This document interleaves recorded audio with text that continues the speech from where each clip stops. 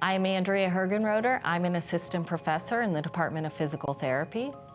I'm Vicki Hornyak, and I'm an assistant professor in the Department of Physical Therapy. For this project, the intent was to come up with better ways to examine clinical decision-making of the Doctor of Physical Therapy students. We wanted to look at innovative ways, and one of the ways was to use virtual patients to examine clinical decision-making.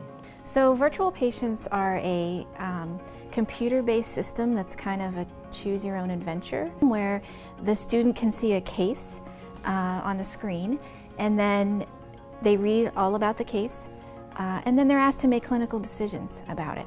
So a virtual patient, one of the advantages of it is that you can make mistakes in a safe environment. Another advantage is that you can add metrics to this computer-based system so that students can score points based on answering questions correctly or making good decisions versus less desirable decisions. This is a way that students can actually work on patient cases outside of the classrooms. They can be exposed to some diagnosis that maybe they wouldn't normally see on their clinical, so it actually gives them a lot more opportunities outside of the classroom to learn. I think it sets up a real-world situation. So you have a video, it's what you'd expect to see. I can put myself in the shoes of the people that are in there, like the physical therapist, and then the questions after are almost what I would want like my CI or clinical instructor to ask me after seeing a patient.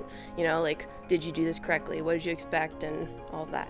For students who haven't spent as much time in a variety of clinical settings, really having these cases to go through is really beneficial because it can give you a really accurate picture of what patients look like and what to do in those scenarios, which is really invaluable. We're able to identify, or our hope is to be able to identify physical therapy students that maybe are having difficulty with clinical decision-making skills so that we can really work with them more one-on-one or identify clinical situations that are best meeting their needs at that time. Early on in this process is to use this system with other classes. So we're starting in this one course with medically complex patients, and we'd like to use perhaps the virtual patient system and other clinical decision-making types of assessment in our other courses in this curriculum.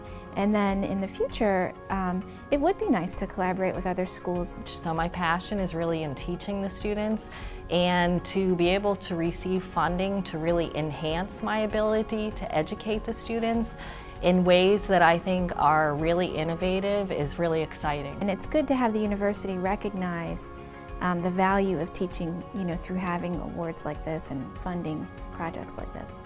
The last part of the project is to implement a second virtual patient case, and we'll be doing that in conjunction with giving a post-assessment after this class is over. But what we're interested in seeing is what were the changes in how students scored from the virtual patient pre-assessment to the post-assessment to really see what they learned.